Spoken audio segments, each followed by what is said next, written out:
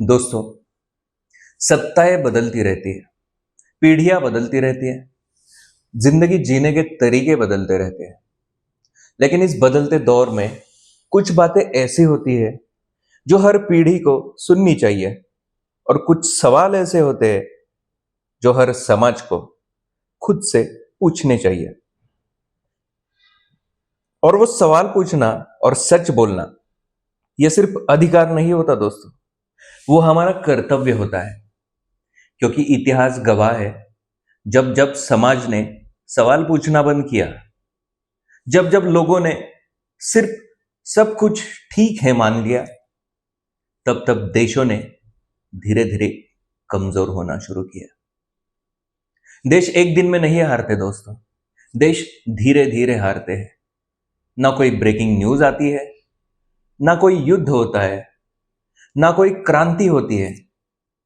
बस एक दिन पता चलता है कि हम दुनिया की दौड़ में पीछे रह गए। और इसलिए आज हमें एक बहुत बहुत ही महत्वपूर्ण विषय पर बात करनी है, भारत का रुपया जो चुपचाप गिरता जा रहा है। सवाल सिर्फ करेंसी का नहीं है, सवाल है क्या भारत आर्थिक रूप से मजबूत हो रहा है या धीरे धीरे कमजोर हो रहा है। और आज हम भावनाओं से नहीं, इतिहास, आंकड़ों और सच्चाई के आधार पर बात करेंगे दोस्तों। क्योंकि देश युद्ध से नहीं हारते, देश आर्थिक रूप से हारते हैं। 1947 से आज तक रुपया कैसे गिरा, यह पूरी कहानी इस वीडियो के अंदर हम जानने वाले हैं। चलिए दोस्तों, मैं हूं अभिजीत सोनावणे और हम जल्द ही इस वीडियो को शुरुआत करते हैं। दोस्तों, अब हम इतिहास की तरफ चलते हैं, क्योंकि किसी भी देश की करेंसी क्यों गिरती है यह समझने के लिए हमें उसका इतिहास समझना पड़ता है। आज अगर $1 ₹95 है, तो ये सिर्फ एक दिन में नहीं हुआ दोस्तों, ये 70 साल की कहानी है। और इस कहानी में युद्ध भी है, गरीबी भी है, कर्ज भी है, और IMF भी है, और दुनिया की राजनीति भी है। 1947 जब $1 ₹1 हुआ करता था। हाँ दोस्तों, ₹1 $1 हुआ करता था। जब भारत 1947 में आजाद हुआ, तब भारत की करेंसी बहुत कमजोर नहीं थी। बहुत लोग कहते हैं कि $1 ₹1 था। टेक्निकली सिस्टम अलग था, लेकिन ब्रॉडली कहे तो रुपया और डॉलर लगभग बराबर की वैल्यू के आसपास थी। लेकिन फिर समस्या क्या थी? भारत आजाद तो हो गया था, लेकिन भारत गरीब देश था। इंडस्ट्री नहीं थी, एक्सपोर्ट नहीं था, फॉरेन रिजर्व्स नहीं थे। मतलब भारत के पास डॉलर कम थे। और यही से कहानी शुरू होती है। 1950 आते आते $1 ₹4.76 हो गया। क्यों? क्योंकि भारत इंपोर्ट ज्यादा कर रहा था। भारत को बाहर से खरीदना पड़ता था, मशीनें खरीदनी पड़ती थी, टेक्नोलॉजी, तेल, इंडस्ट्रियल इक्विपमेंट, ये सब चीजें खरीदनी पड़ती थी, भारत को इंपोर्ट करनी पड़ती थी। लेकिन भारत एक्सपोर्ट कम करता था। मतलब डॉलर बाहर जा रहे थे मगर अंदर नहीं आ रहे थे, इसलिए रुपया गिरता रहा। 1960 आते आते रुपया लगभग ₹4.76 पर ही था। लेकिन इस समय भारत की इकोनॉमी मजबूत नहीं थी। उसके बाद क्या हुआ? 1962 चीन का युद्ध हुआ, 1965 पाकिस्तान से युद्ध हुआ। दो बड़े युद्ध हुए भारत के। और युद्ध में क्या होता है दोस्तों? पैसा खर्च होता है, इंपोर्ट बढ़ता है, इकोनॉमी पर दबाव आता है, और इसके बाद भारत पर कर्ज बढ़ने लगा। 1970 तक रुपया गिरकर 7.5 मतलब ₹7.5 तक पहुंच गया था। $1 के बराबर रुपया ₹7.5 हुआ करता था। फिर क्या हुआ, 1973 ऑयल क्राइसिस आ गया। ये बहुत महत्वपूर्ण बात है दोस्तों। ओपेक देशों ने तेल महंगा कर दिया था 1973 में। तेल के दाम 4 गुना बढ़ गए थे। और भारत क्या करता है? भारत तेल इंपोर्ट करता है। ये बात तो हमें अभी तक तो पता चली गई है। मतलब भारत को तेल खरीदने के लिए ज्यादा डॉलर देने पड़े, मतलब फिर रुपया गिरा। 1980 आते आते रुपया धीरे धीरे गिरता रहा, 8 रुपया पर डॉलर 1980 तक रुपए की वैल्यू हो गई थी। लेकिन असली झटका अभी आना बाकी था दोस्तों। 1991 में भारत लगभग दिवालिया हो गया था। यह भारत के आर्थिक इतिहास की सबसे महत्वपूर्ण घटना कही जा सकती है, क्योंकि तब फॉरेन रिजर्व्स हमारे पास सिर्फ 3 हफ्ते का बचा था। मतलब भारत के पास पैसे ही नहीं थे तेल खरीदने के लिए, इंपोर्ट करने के लिए, कर्ज चुकाने के लिए। भारत ऑलमोस्ट बैंकरप्ट हो गया था दोस्तों। फिर भारत ने क्या किया? भारत ने अपना सोना गिरवी रखा। हाँ, भारत ने अपना सोना इंग्लैंड भेजा और उसके बदले लोन लिया। और फिर भारत आईएमएफ मतलब इंटरनेशनल मॉनेटरी फंड के पास गया था। आईएमएफ ने लोन दिया, लेकिन एक शर्त पर। भारत को अपनी इकोनॉमी ओपन करनी पड़ेगी, खोलनी पड़ेगी। यही से शुरू हुआ 1991 लिबरलाइजेशन। फॉरेन कंपनीज भारत आई, इंपोर्ट बढ़ गया, डॉलर सिस्टम पर डिपेंडेंसी बढ़ी, रुपी डीवैल्यू किया गया और यही से रुपया तेजी से गिरना शुरू हुआ दोस्तों। 1991 में रुपया 25 रुपए पर डॉलर था। मतलब ये 1960 में जो 4.76 रुपए से डायरेक्ट 25 रुपए तक पहुंच गया, ये बहुत तेज गिरावट थी। फिर 2000 साल में 45 रुपया पर डॉलर हो गया। ग्लोबलाइजेशन आया, इंडिया ने ग्रोथ शुरू की, आईटी सेक्टर आया, लेकिन फिर भी रुपया गिरकर 45 रुपए पर डॉलर हो ही गया। क्यों? क्योंकि इंडिया अभी भी ऑयल इंपोर्ट ही करता था, इलेक्ट्रॉनिक्स इंपोर्ट करता था, डिफेंस इंपोर्ट करता था। मतलब डॉलर की डिमांड हमेशा ज्यादा रही। 2010 आते आते रुपया थोड़ा सा स्टेबल था, 46 रुपए पर डॉलर उसकी वैल्यू थी। उसी दौर में आईटी बूम हो रहा था, सर्विस सेक्टर बढ़ रहा था, फॉरेन इन्वेस्टमेंट हमारी बढ़ रही थी हमारे देश में, इसलिए रुपया स्टेबल रहा कुछ समय के लिए। मगर 2013 में बड़ा झटका आया, रुपया फिसल कर 60 रुपीस पर डॉलर हो गया, क्योंकि यूएस ने इंटरेस्ट रेट्स बढ़ाए और फॉरेन इन्वेस्टर्स को भारत से पैसा निकालकर अमेरिका ले जाना पड़ा। जैसे ही फॉरेन इन्वेस्टर्स पैसा निकालते हैं, रुपया गिरता है। फिर उसके बाद 2016 में रुपया 67 रुपये पर डॉलर आ गया, 2018 में 74 रुपये, 2020 में 75, 2022 में 79, 2023 में 82, 2024-25 में अभी 90 रुपए के आसपास था और अभी तो 95 रुपए हो गया। मतलब 75 साल में रुपया 1 से 95 हो गया, यानी रुपया 95%, 95 गुना बढ़ गया, गिर गया। यह बहुत बड़ी आर्थिक कहानी है दोस्तों। और इसका मतलब क्या है? इसका मतलब है, अगर आपके दादाजी 1947 में 100 रुपए लेकर अमेरिका जाते तो वो $100 के बराबर होता। आज आप 100 रुपए लेकर जाओ तो आपको $1.2 भी नहीं मिलेगा, $1.2। यानी हमारी करेंसी की इंटरनेशनल ताकत धीरे धीरे कम हुई है दोस्तों। आज अगर आप मार्केट देखें तो $1 लगभग 90 से 95 रुपए के आसपास पहुंच चुका है। अब इसे इतिहास से जोड़कर देखिए। 1947 $1 पर dollar, 1991 25 rupees per dollar, 2000 45 rupees, 2013 60 rupees, 2020 75 rupees, 2025 ₹85, 2026 ₹95। मतलब ट्रेंड साफ है, रुपया धीरे धीरे नहीं, रुपया लगातार गिर रहा है। और सबसे खतरनाक बात क्या है, रुपया गिरना न्यूज नहीं बनता, लेकिन इसका असर हर आदमी की जिंदगी पर पड़ता है। और जब रुपया गिरता है तो सिर्फ करेंसी नहीं गिरती, देश की खरीदने की ताकत गिरती है दोस्तों। अगर रुपया 75 से 95 हो गया तो इसका मतलब petrol, diesel, gas, mobile, laptop, विदेश यात्रा महंगी हो जाएगी, विदेश में पढ़ाई भी महंगी हो जाएगी, इंपोर्ट महंगा हो जाएगा, इन्फ्लेशन बढ़ेगा।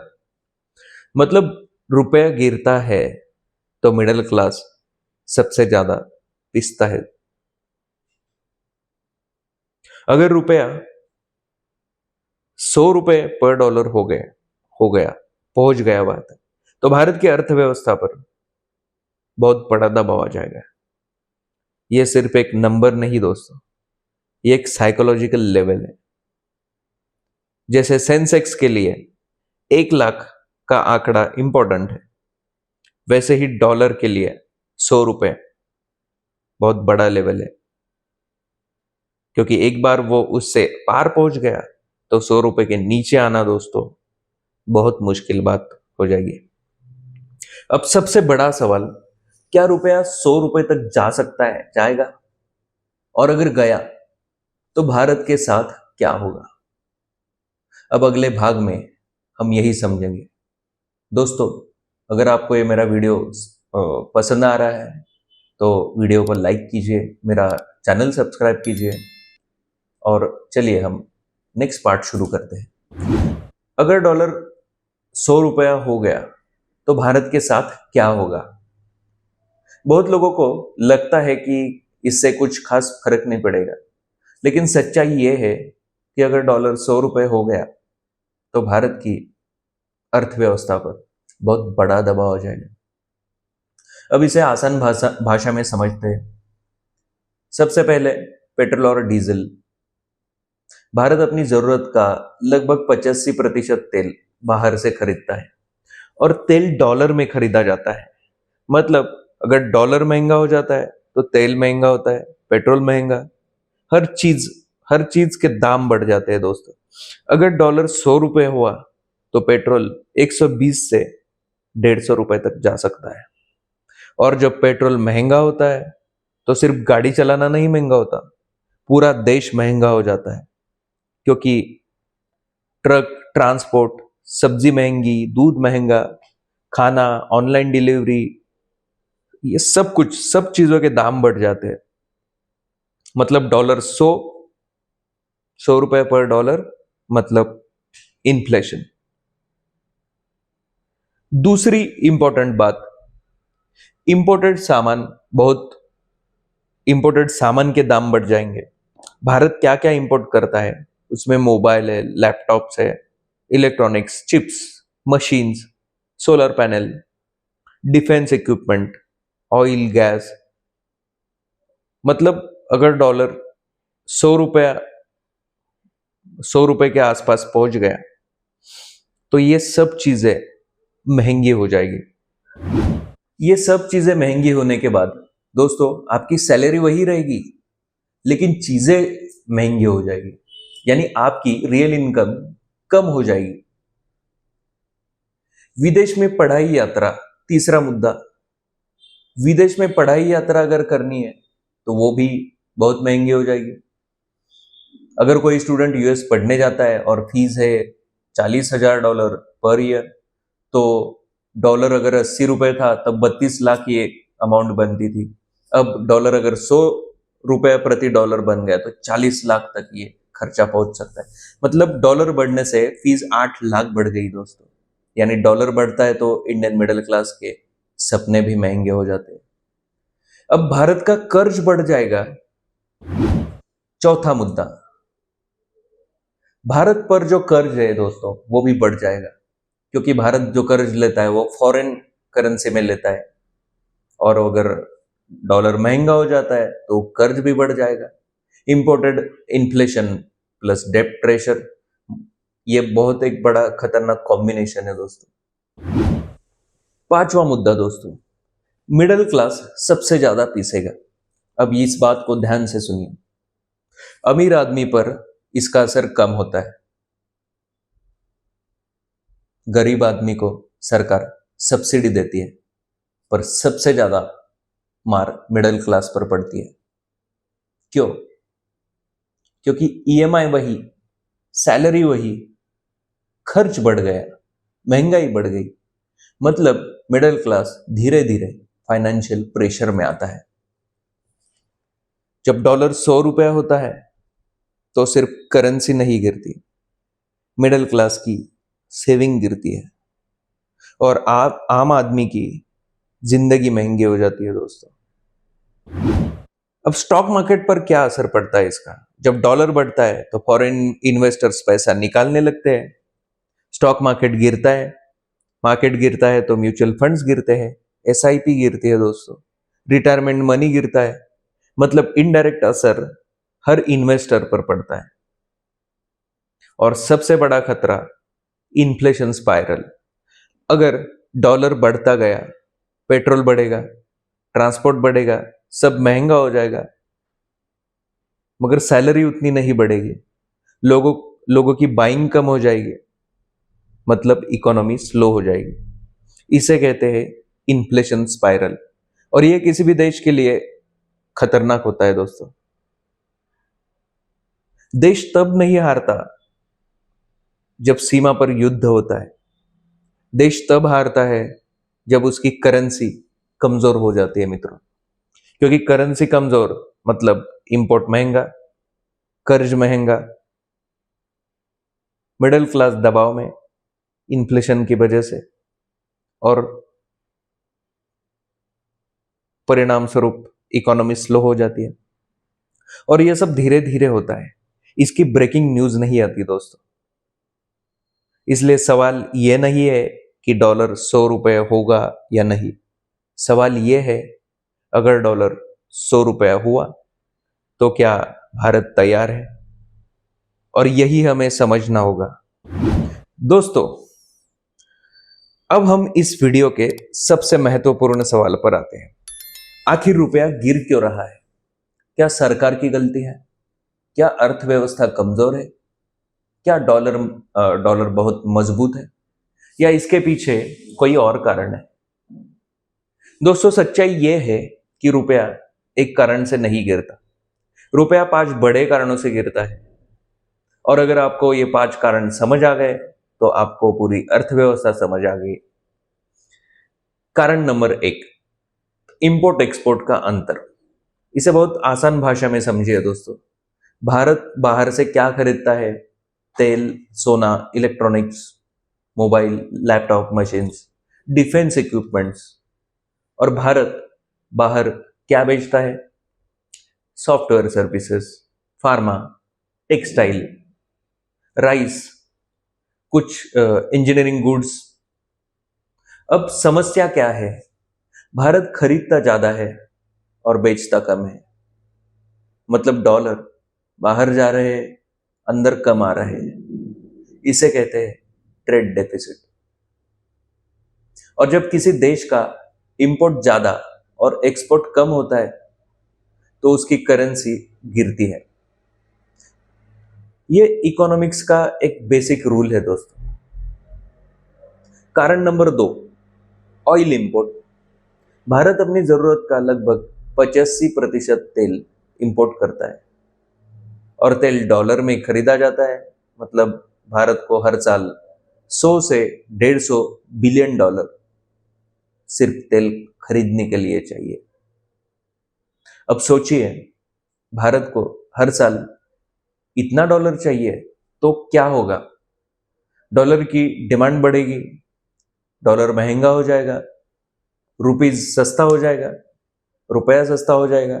इसलिए ऑयल इंपोर्ट रुपया गिरने का सबसे बड़ा कारण है मित्रों। कारण नंबर 3, डॉलर की ताकत। अब एक महत्वपूर्ण चीज समझिए, दुनिया का लगभग पूरा व्यापार डॉलर में होता है और इसे ही कहते हैं पेट्रो डॉलर सिस्टम। तेल डॉलर में बिकता है, इंटरनेशनल ट्रेड डॉलर में होता है, कंट्रीज डॉलर रिजर्व रखते हैं, स्विफ्ट सिस्टम अमेरिका कंट्रोल करता है। मतलब पूरी दुनिया को डॉलर चाहिए, और जब पूरी दुनिया को डॉलर चाहिए तो डॉलर मजबूत रहेगा, और जब डॉलर मजबूत रहेगा तो बाकी करेंसीज कमजोर हो जाएगी। इसलिए रुपया सिर्फ भारत की वजह से नहीं गिरता, डॉलर मजबूत होने की वजह से भी गिरता है। कारण नंबर 4, फॉरेन इन्वेस्टर्स। भारत के स्टॉक मार्केट में बहुत सारा पैसा फॉरेन इन्वेस्टर्स का है और इन्हें कहते हैं FIIs, फॉरेन इंस्टीट्यूशनल इन्वेस्टर्स। जब फॉरेन इन्वेस्टर्स भारत में पैसा डालते हैं तो डॉलर भारत आ जाता है और रुपया मजबूत हो जाता है। जब फॉरेन इन्वेस्टर्स पैसा निकालते हैं तो डॉलर बाहर जाता है और रुपये गिर जाता है। इसलिए जब भी US इंटरेस्ट रेट बढ़ता है तो ग्लोबल क्राइसिस होता है, वॉर होता है, रिस्क बढ़ता है। तो ये सब होता है तो फॉरेन इन्वेस्टर्स पैसा निकालते हैं और रुपया गिर जाता है। कारण नंबर 5, इन्फ्लेशन, महंगाई। यह बहुत सिंपल रूल है दोस्तों, जिस देश में महंगाई ज्यादा होती है उस देश की करेंसी धीरे धीरे गिरती है। क्यों? क्योंकि अगर भारत में महंगाई 6% है और अमेरिका में 2% है तो धीरे धीरे रुपया कमजोर होगा। इसे कहते हैं इन्फ्लेशन डिफरेंशियल। और भारत में हिस्टोरिकली महंगाई डेवलप्ड कंट्रीज से ज्यादा रही है शुरू से ही, इसलिए लॉन्ग टर्म में रुपया गिरता है। अब ये जो 5 रीजन हमने डिस्कस किए दोस्तों, वो कौन से थे वो एक बार रिकैप करेंगे। तो रुपया गिरने के 5 बड़े कारण: trade deficit, oil import, strong dollar system, foreign investors money, inflation. यही 5 चीजें किसी भी देश की करेंसी तय करती है। अब ध्यान से सुनिए, रुपया इसलिए नहीं गिरता कि कोई सरकार खराब है, रुपया इसलिए गिरता है क्योंकि हमारी अर्थव्यवस्था का ढांचा ऐसा है। ये लॉन्ग टर्म इकोनॉमिक स्ट्रक्चर है दोस्तों। जब तक भारत ऑयल इंपोर्ट करेगा, इलेक्ट्रॉनिक्स इंपोर्ट करेगा, डॉलर में ट्रेड करेगा, ट्रेड डेफिसिट रहेगा, तब तक रुपया दबाव में ही रहेगा।